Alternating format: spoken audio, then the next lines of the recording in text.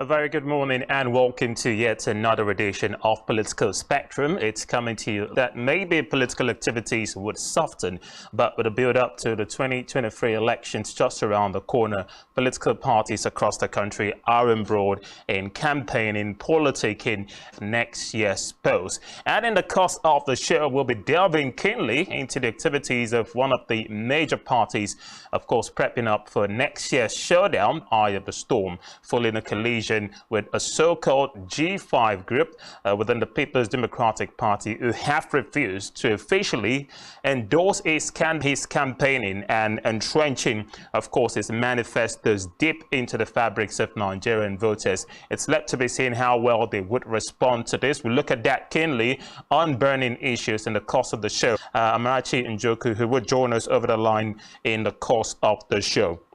But let's start off as usual with a regular political update, and the first of which would come from the PDP itself, and they have revealed a plan to limit what they've called the counter or over-the-counter cash withdrawals beginning from next year. Well, the new policy states that Nigerians cannot withdraw above 100,000 naira and 500,000 naira per week, respectively. Policy will take effect nationwide from January 9. What the CBN said when the policy is eventually implemented, it will actually see to less cash withdrawals, by Nigerians at the banks, and this has actually generated controversy across the country, with many saying that the new policy by the CBN is not feasible, and the People's Democratic Party have waded into the latest discussion, and this, of course, is coming courtesy of the PDP campaign spokesman, Kola Oladigbodiyan. Candidate Atiku Abubakar have a reputation for being stickers of the rule of law and policy, and as such, he has asserted that the party's economic experts were still consulting in order to prepare an appropriate response to the latest decision by the CBN. However, said honestness, in quotes, of the ruling All Progressives Congress in the country. So interesting times indeed ahead for us as we wait January 9, 2023, when the central bank would officially kick off its policy of cash withdrawals over the counter cash withdrawals as decision by the Central Bank of Nigeria. Is not just feasible, it would actually lead to pushing a lot of persons out of business. There's huge concerns about point of sale operators who have said the new policy would not be favorable to their business, but others have said it is largely, of course, expected to hold sway in the course of electioneering and eventual campaign. We'll see how this goes. But let's move on to other stories now, and we're talking Adamawa politics this time, as a former presidential candidate and a former, of course, as it concerns the contentious governorship ticket for the ruling All Progressives Congress in Adamawa State. But Ribadu actually lost the May 26, 2022 gubernatorial primaries of the All Progressives Congress in Adamawa State. Well, a federal high court, of course, in Adamawa had, in its ruling, nullified Banani's candidacy, and the judgment was passed that the party has no governorship candidate ahead of next year's polls. But the Court of Appeal, however, restored by Nani just last month's process. However, according to reports, the former EFCC boss in a letter has declared that it would let the matter go to rest and actually respect the appeal court's judgment on Bainani's candidacy. And it's the session, of course, to last week. So whether or not Mr. Ribadu acted simply on the orders of the First Lady, or the fact that she got herself involved in this case, or it was a clear case of a gentleman agreement that the losers would eventually support the victors. At the time, Nuhu Ribadu's political woes appeared to continue. Do not forget, he contested the 2011 presidential election on the platform of the then ACN party, which eventually merged with other parties to form what we have today as the All Progressives Congress, but it upheld the primary victory of Aishatu by Nani as the gubernatorial candidate of the APC in Adamawa State.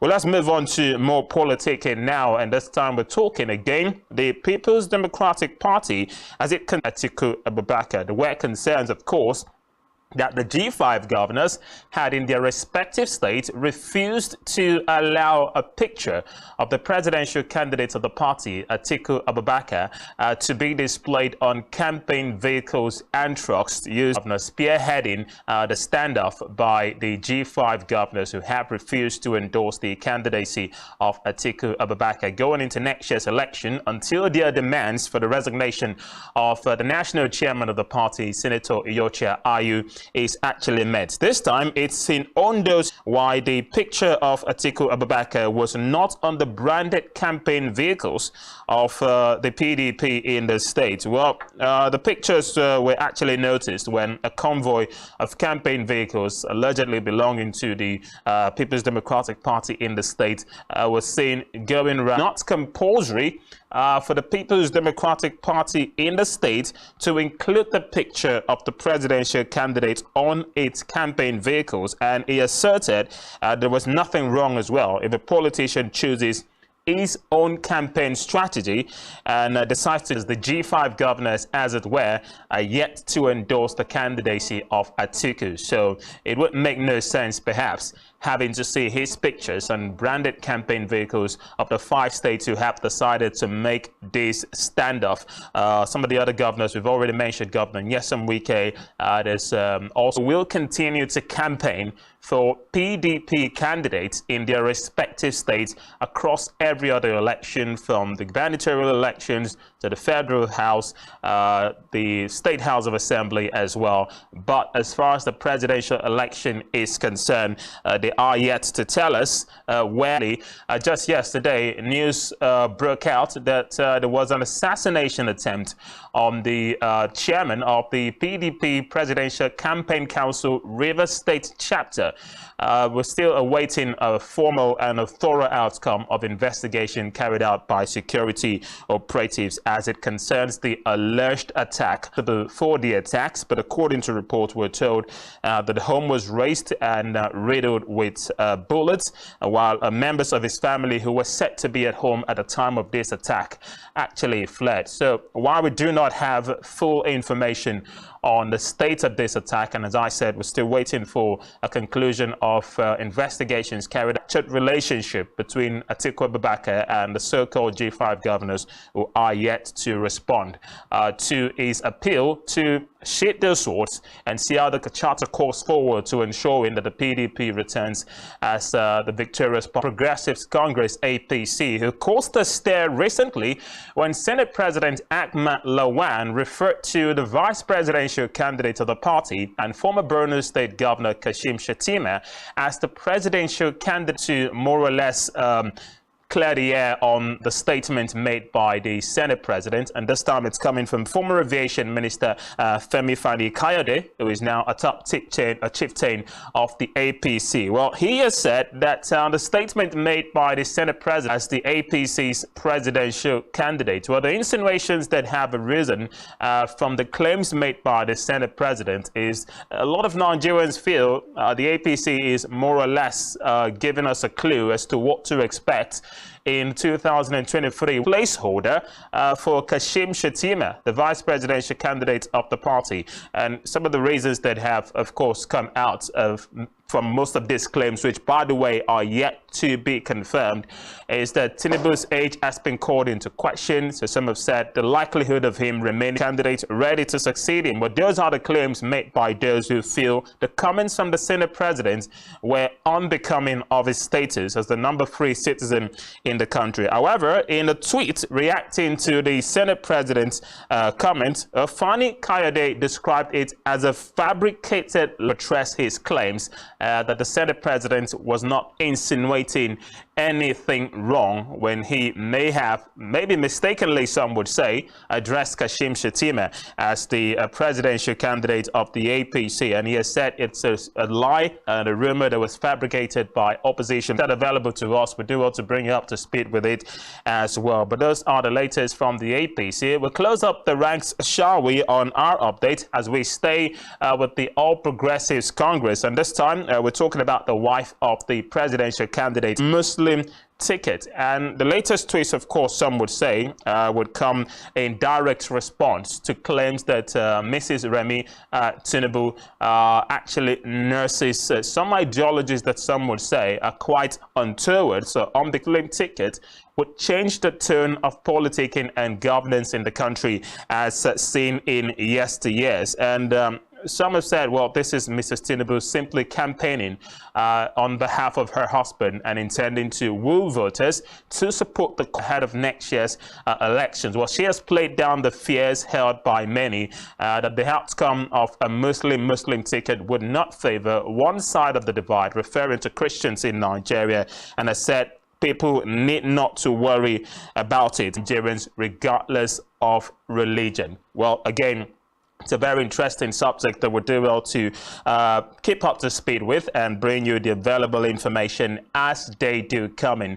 Well, we've been dealing with a lot of politicking on Political Spectrum today, and there will be more when we come back. Candidate Alhaji Atiku Abubakar, who has been in the eye of the storm following his latest standoff with the G5. But one thing he has been doing is not lose sleep over his campaigning and a promise to restructure Nigeria properly. The candidacy of Atiku's Democratic Party Presidential Campaign Council to field questions on concerns about the aspirations of the party's candidates ahead of next year's election. It's all coming up after this break. Please stay with us.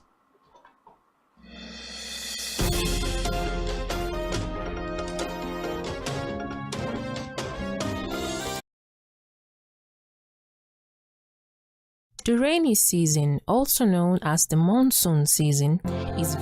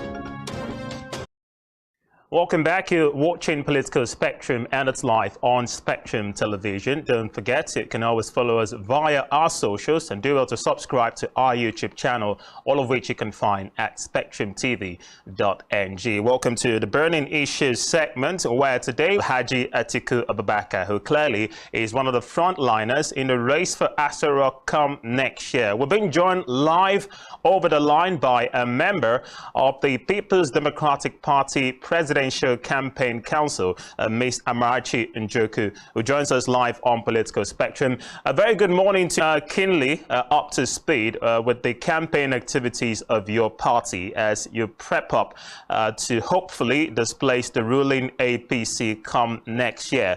But it's not been an easy ride, some would say, for your candidate. But let's start off, shall we, with the aspirations of the man and the manifesto that he has presented to Nigeria as a game changer, much of which was not accomplished, of course, having lost out in the 2019 polls. But he recently puts it on a path to prosperity. I'd like to ask you, having been a keen part of the campaign trail of your principal, how well do you think his message of hope to properly restructure Nigeria and rescue it from what you, the PDP, have termed? Thank you. Thank you for having me on the show. The message of Atiku Abubakar, the frontliner and presidential flag bearer of the PDP, it's clear. And this project has been on even long before his declaration, and the message has been passed. After his loss in 2019, he didn't stop there. The messages, and all of which are combined, in 5 key areas which he hopes to tackle. And he's not just making these promises as just a campaign manifesto. These are things he's going to do because he's got the experience, he's got the leadership. We believe in his ideologies because we've seen him do these things before, and we believe he can still repeat them and make Nigeria better. Looking at where we're coming from, and APC came in back 7 years ago and told us they were going to change this. The PDP had failed. Nigeria was like 5 times worse than what they told us they were coming to change. They had this change mantra, and all have failed. So it's very evident that it has failed. They have failed, and we are here to bring that real change that Nigerians yearn for. Vice President of the country for 8 years under the Obasanjo administration. I'd like to touch on that quickly because some have said the growing distrust amongst perhaps a minute section of Nigeria's for 8 years, he pushed through as well a mantra of privatization that some have said only served in enriching maybe his pockets and those of his friends, or some will have said his comments were actually taken out of context. Some parts of the country who feel that his intentions are not as pure as he has perhaps presented them. How would you respond to such claims?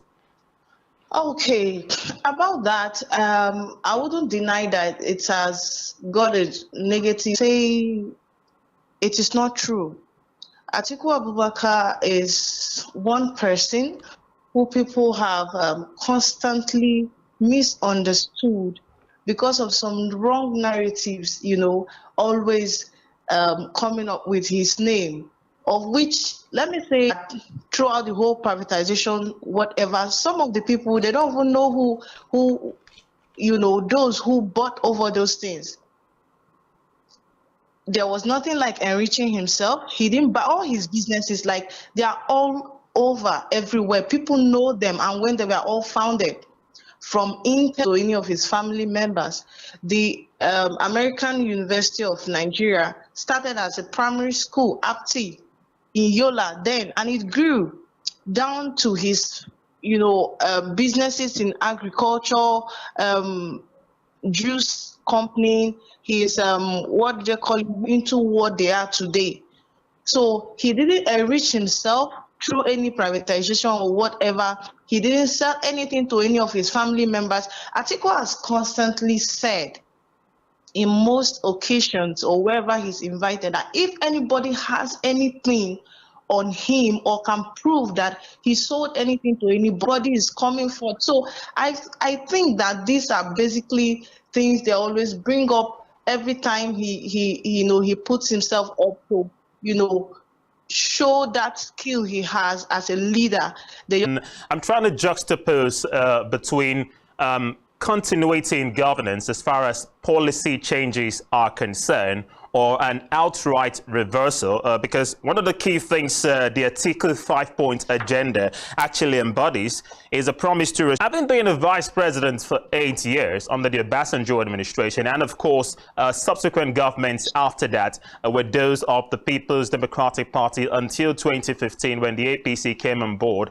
And it's been overshadowed by claims and counterclaims that the PDP has found itself. Of course, the jury is still out on whether or not the APC has done enough to address those concerns. But here is the PDP coming back again to say, we want to change the narrative again. A narrative some persons believe they actually Starley could say he did not call the shots as president. It was largely influential as well to decision making. So do you agree with the school of thought that the PDP too were also responsible for the battered state of the nation's economy at the moment? From them, but we must understand something. When the PDP came into power, we were just leaving the military. We're just coming into democracy, okay? And they started afresh. That period had its own challenges, and for Atiku Abubakar, he was a vice president to do. I remember him talking about the power sector, how he brought up a lot of ideas, to bring us, that would have hindered us from being where we are today in terms of power generation.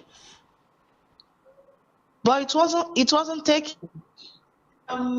Whatever had PDP done or their shortcomings, I still maintain it can never be compared to the damage APC has done in just 7 years. PDP had 16 years and it was never this bad.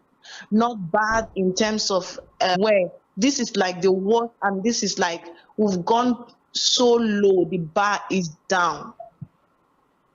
So if we were better off with PDP, and we know that we can do better things right now with that man who was the vice president, whose ideas, a lot of it weren't taken, and to still use those ideas, I think it would be better. And I believe so, not just thinking.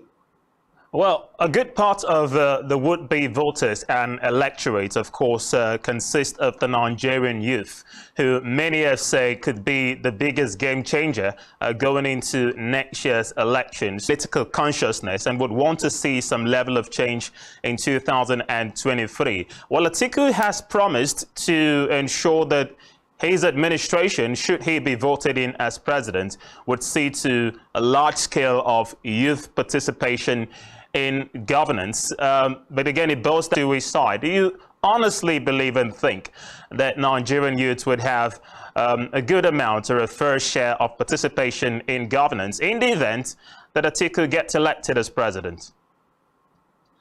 I believe so. It's actually the reasons are not far-fetched. But then again, I believe strongly that these are not just election campaign promises, because Atiku Abubakar employs the youth. He believes in the youth of this nation, involved in his campaign team and the whole campaign process right now in the PDP are youth. And what I mean by youth, below 40. Below 40. So, and I've seen him invest in youth, find or discover a meaning for themselves, a meaning for their life, like giving them direction. I've seen a lot of people mentored, tutored, and raised by this man, and they are all young people. Another aspect I love to do with women, because Atiku believes that you train a woman, you've trained a whole generation. So when you put all these things together, I believe that Atiku will do so much for the future of Nigeria. The future of Nigeria, we're talking about the youth today, we're talking about going to impact. If he's going to get them involved, then I think that future is guaranteed.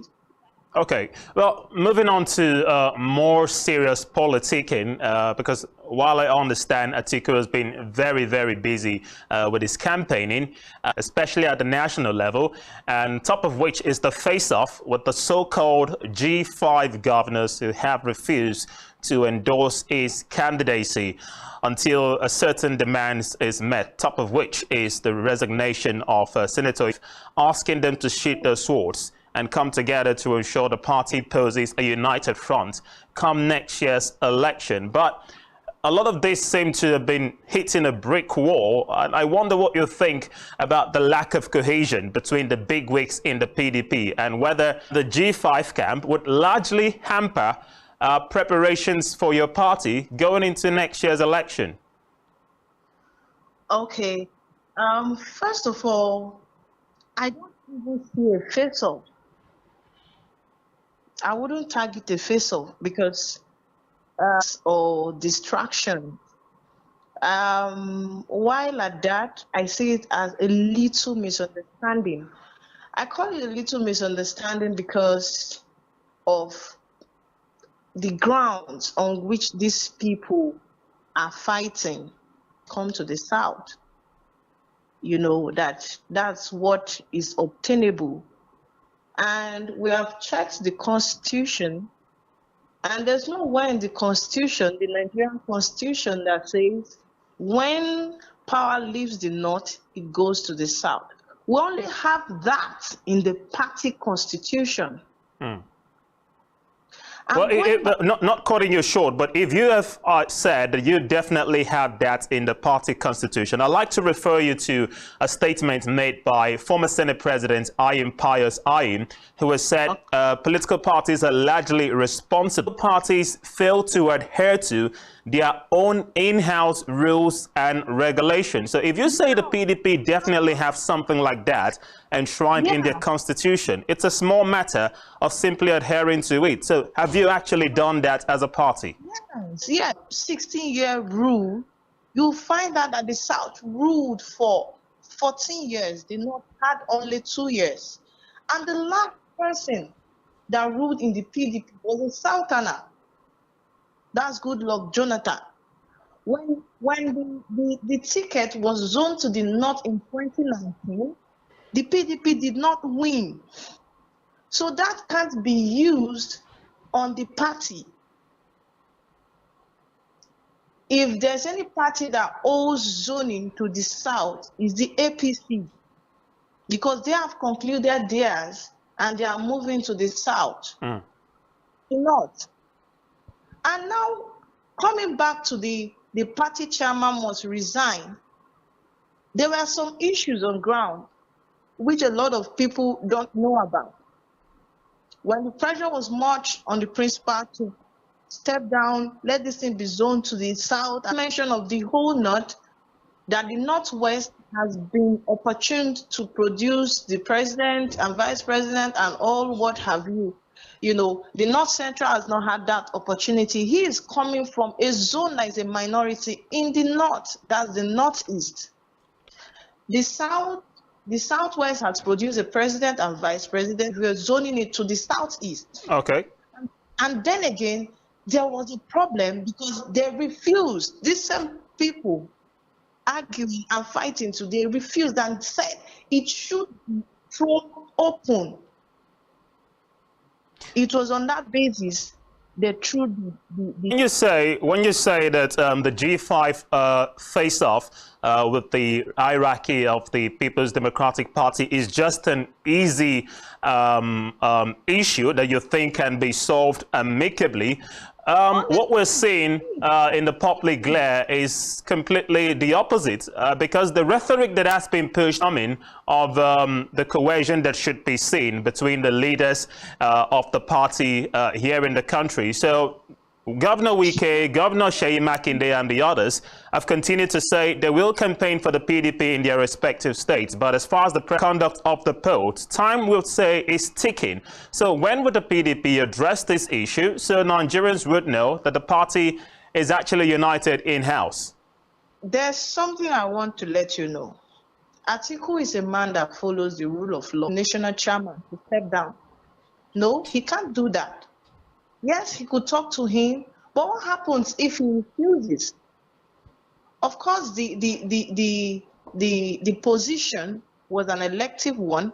It was not like he was picked. So he has to complete his claim to step down. He will step down. But in this case, the party hasn't asked him to step down. It's just one man that's been saying, you should step down, you should step down.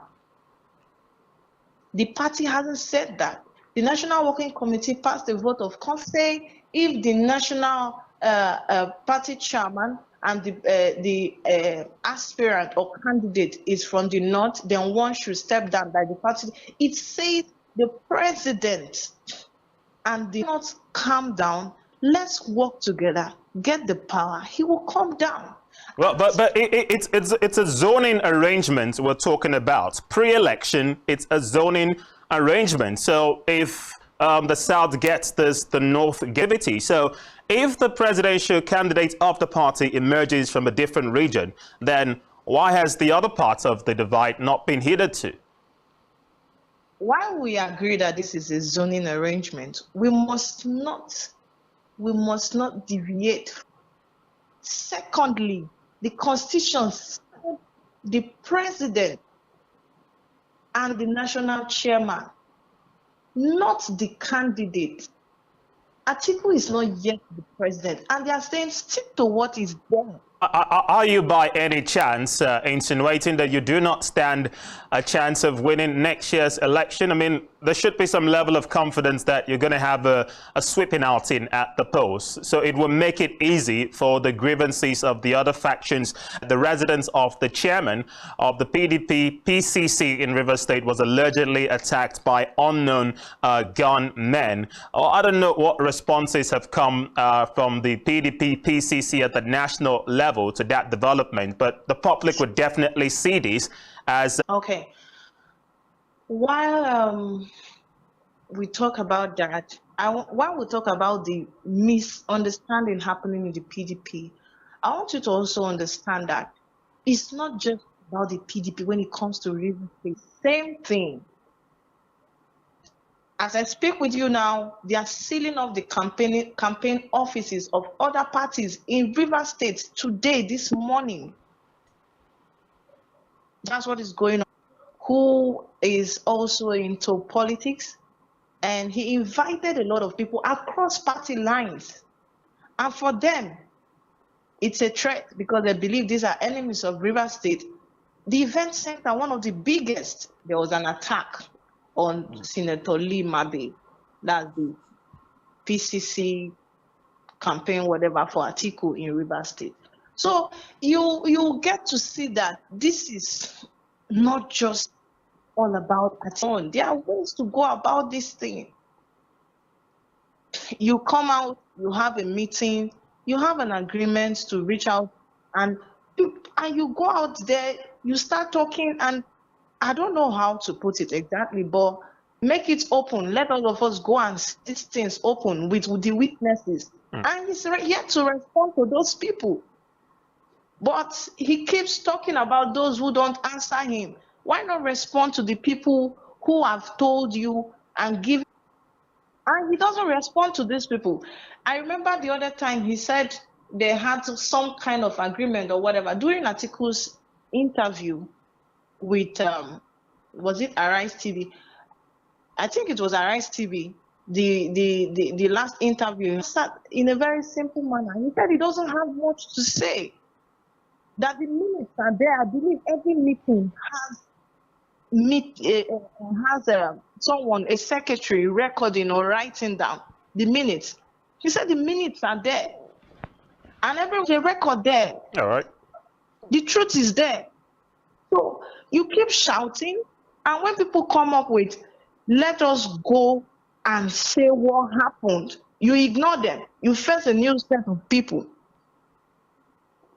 All right. So you see, very, very keen as far as the policy document of Atiku Abubakar for next year is concerned, and that is the hot debate around restructuring. He has promised to restructure Nigeria across board if elected as president. Well, it's the same campaign promise that he had then supported when he defected to the APC, but we've not seen an actualization of this. But some would say there has been restructuring in bits, but a full-scale restructuring that most Nigerians anticipated would come under the APC-led administration. Go, the APC vice presidential candidate, who damned publicly the idea of restructuring Nigeria. I wonder how the PDP responded to that statement and linking that to the policy document of Atiku Abubakar. Do you feel full-scale restructuring is possible? I would say, do I say the bedrock to keeping Nigeria together? Because while a lot of different people, culture, diversity, just name it. So talking about Nigeria and Atiku's plans, of course, he has 5 key major, the economy, and of course, the restructuring we are talking about. Focusing on the restructuring, Atiku is going to start with bringing. He didn't know that other arms of government existed till he turned about 17 or 18 as a child. Why? Because everything they did then, everything they had, everything they got was from the local government, practically everything. It was upon growing to a certain age, he knew that, oh, there was something like a state government, there was something like a federal government, because the local government was functioning. Power was getting down, they were getting the touch of government, even down to the smallest person. And during Atiku's time as the vice president, he made sure that everything that was supposed to be for the local government got to them directly from the federal government by cutting the state. And Atiku wants to bring back that thing in 2023, giving local government powers. From that issue, but still staying on with the matter of restructuring, you highlighted the 5-point agenda of Atiku's policy document for getting Nigeria properly restructured. Unity, security, education, the economy is also inclusive. Prices of foodstuffs in the market have skyrocketed. The cost of premium motor spirit, as we know as petrol, is way beyond the reaches of the common man. The naira to the dollar and other global currencies is an international mockery, and Nigeria seems to find itself at the wrong index as Atiku, but every other presidential candidate would promise to change if they get elected. But I like to look at the economy from the eyes of Atiku's dreams to privatize virtually every sector of the Nigerian economy and merge that with the ready-made system. Appears the federal government were basically in charge of everything.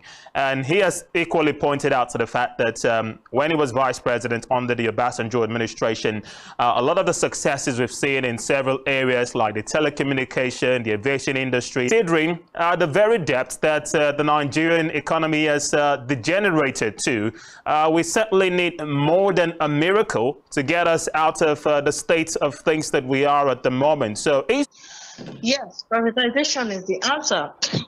If you go back to Atiku Obi's interview in 2019 with Kaderia, I think that's her name, you will see that both of them agreed on the same thing. Channels for looting, for fraudulent activities and corruption.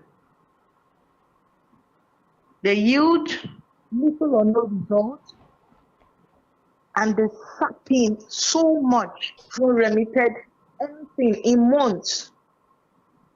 The subsidy has been removed.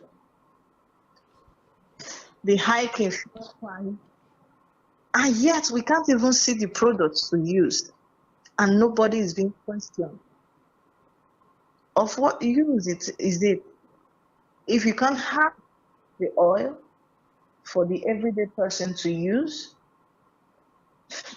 The prices are so high. Then what is it doing? Of course, those monies are entering people's hands. They're entering people's hands. And everyone knows that whenever you make profit, the only thing government needs to do is to invest and probably, caution the effect of privatization in some level and all of that. But having it being run solely by the government, of course, it's never going to yield anything. It's never going to yield anything.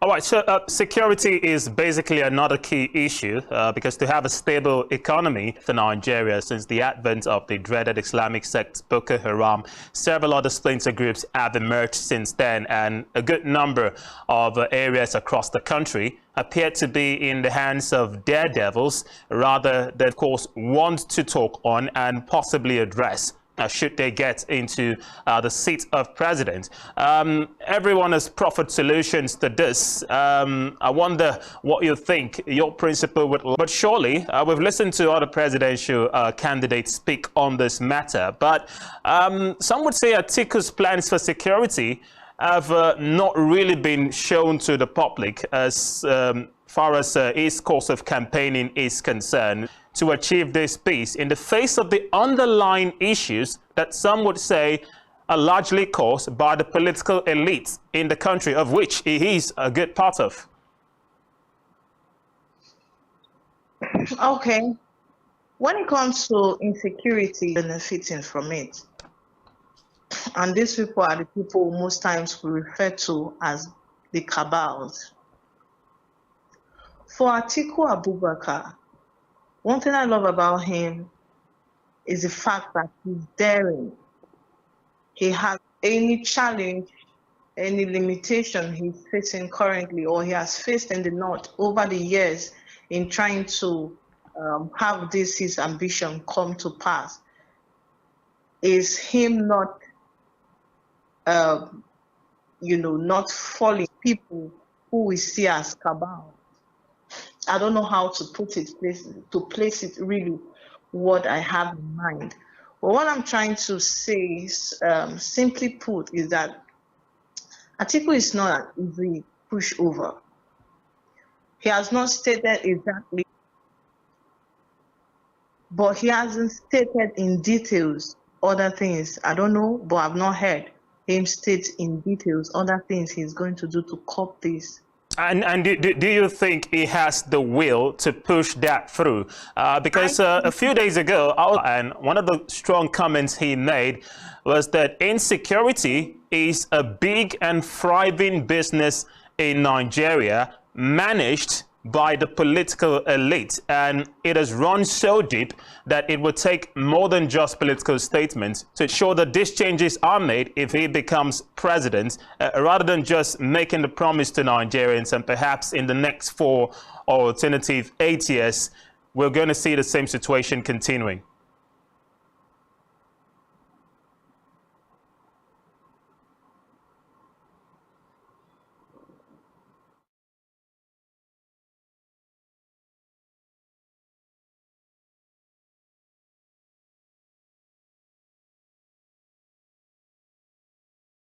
To Miss Amarch Abuja bearing her thoughts on the campaigning and electioneering of the People's Democratic Party and its presidential flag bearer, the former Vice President Alhaji Atiku Abubakar. And amongst other things, we've been talking keenly on his 5-point agenda and a poll. It looks like we have Miss Amarchi back on the line. Welcome back to Political Spectrum. Thank you. All right, so I'll quickly put this across to you. The question I was touching on a short while ago was whether your principal to a comment made by Major Hamza Al-Mustafa, the former CSO under the Abacha administration, a few days ago. He made several revelations, including the fact that insecurity is a thriving business in Nigeria that has been managed by for a good number of years. Does he have the political will to step on toes and effect the changes that would see an end to widespread insecurity that has pervaded the country since perhaps 2010? Yes, he does have the police for that.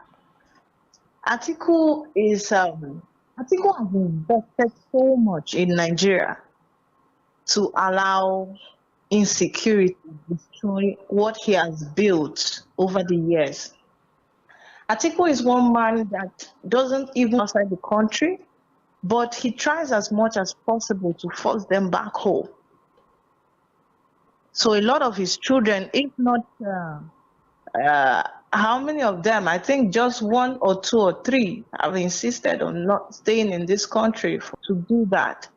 I don't know why he will want to be a part of those who want to destroy the country with insecurity. In one of his outings, he said concerning insecurity that they know those who have fear. He's willing to step on toes, and he will do it.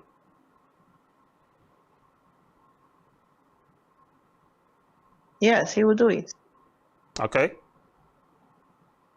He was in Kano or Kaduna recently. I had a talk with them. They were part of the problems.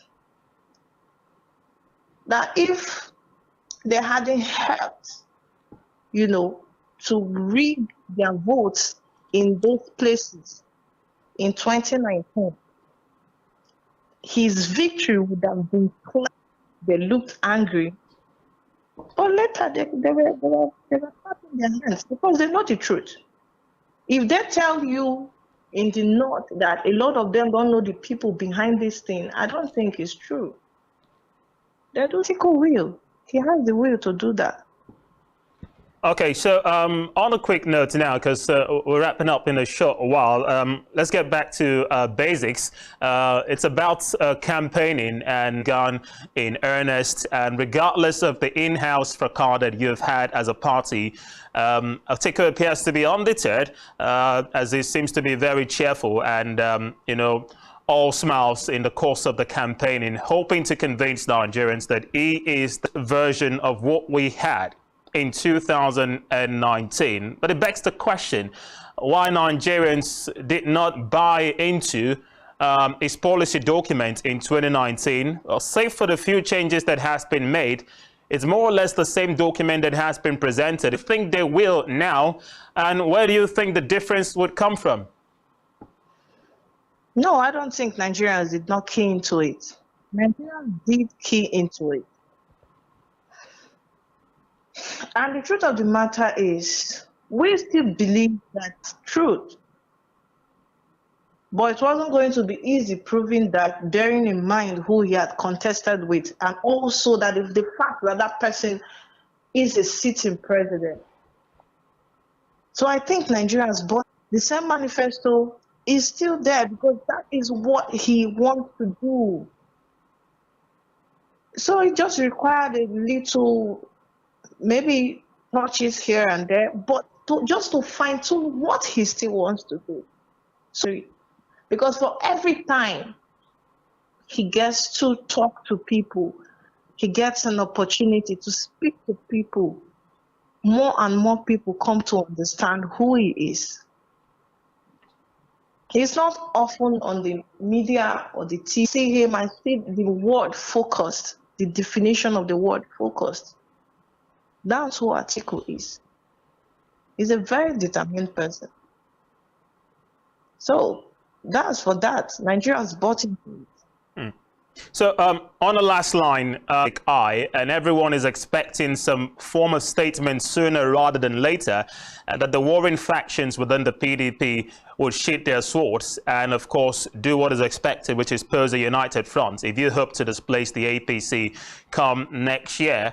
Are we expecting some soon announce his preferred choice for president? While we're expecting that announcement to come, a lot of Nigerians are eagerly anticipating what that would be. But the PDP faithfuls would hope it is one that would see to both parties.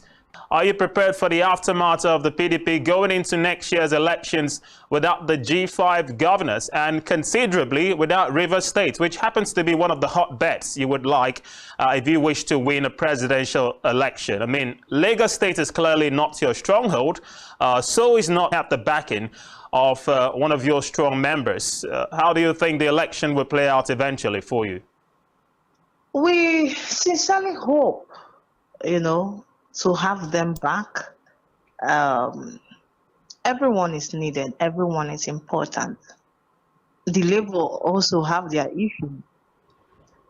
But then again, if it doesn't happen, we're still going to go into the polls. We don't say, oh, because this didn't happen. With the awakening of the Nigerian youth, I don't believe that because of what is happening, that we will win without Rivers State. We will win Rivers State. That I can assure you. It's going to be shared. For Kano, Kano is also not a threat. Yeah, we have the Kwankwaso movement and whatever, but it's still not a threat. Well, quickly, you've just met the NNPP. Can you confirm to us if there's any truth in these rumors? Yeah, they are just still rumors, but we know we're seeing some attempts by them. Politics is, we don't still see them posing a threat to us in Kano. We don't see them posing a threat to us in Kano because you have a lot of people across party lines vying for different positions. They put their pictures. Anti-party today is normal in the north. The place for presidential, the presidential candidate's picture. You see Atiku's picture there. So we don't see them as a threat in the north. And we believe strongly we'll win. All right, interesting thoughts indeed. Thank you so very much, Amarachi Njoku, for joining us on Political Spectrum today. Thank you. Thank you very much as well. And that was Amarachi Njoku, a member of the People's Democratic Party, president of the PDP's presidential flag bearer ahead of next year's election, Alhaji Atiku Abubakar, who, of course, clearly means different things to different persons, two of which, of course, would be in-house, the fracas within the People's Democratic Party. One day hope to address, some of them rather, have a good number of mistrust about his intentions to become president. We're hoping to see how far this goes, and we're monitoring proceedings as well. And as usual, we'll do well to bring you up to speed with them when next we come your way. So do well to join us again. Broadcast from me, Raymond Ita, and the rest of the crew. Thanks for watching. Bye for now.